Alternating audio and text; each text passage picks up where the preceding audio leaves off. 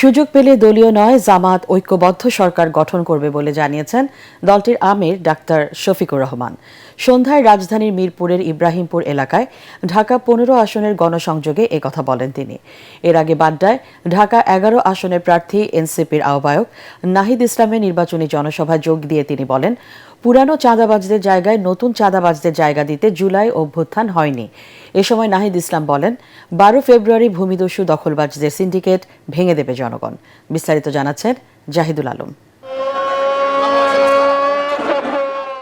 পরিবর্তনের ডাক দিয়ে ঢাকা ১৫ আসনে গণসংযোগ করেছেন জামাতে ইসলামের আমির ডাক্তার শফিকুর রহমান। তার দল আগামীতে তরুণদের হাতে দেশের চাবি তুলে দিতে চায় জানিয়ে ১১ দলীয় জোটের এই শীর্ষ নেতা বলেন, কোনো বাধাই মানুষকে ভোট দেয়া থেকে বিরত রাখতে পারবে না। তার নির্বাচনী জোট জাতির মধ্যে আর বিভক্তি দেখতে চায় না। পরিবর্তনের পক্ষে জোয়ার শুরু হয়েছে মন্তব্য করে আমিরে জামাত ১২ তারিখে জয়ের ব্যাপারে আশাবাদ ব্যক্ত করেন।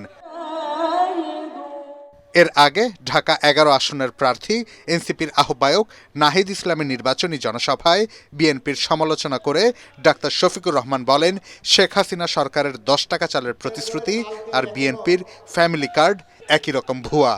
১০ টাকা শের ধরে চাল খেয়ে এখনো পেটের ভিতর গরম রয়েছে, ফাঁপা যায়নি। এখন আবার নতুন করে এই কার্ড সেই কার্ড, গাঁটে গাঁটে কার্ড। যেমন ১০ টাকা দরের চালের আশ্বাসটা ছিল ভুয়া, এই কার্ডগুলো হইল সেই রকম ভুয়া।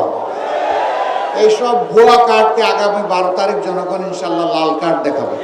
ক্ষমতায় গেলে নাহিদ ইসলামকে মন্ত্রী বানানোর ঘোষণা দেন জামাতের আমির। ১২ তারিখ দলে দলে। জাহিদুল আলম, এটিএন বাংলা, ঢাকা।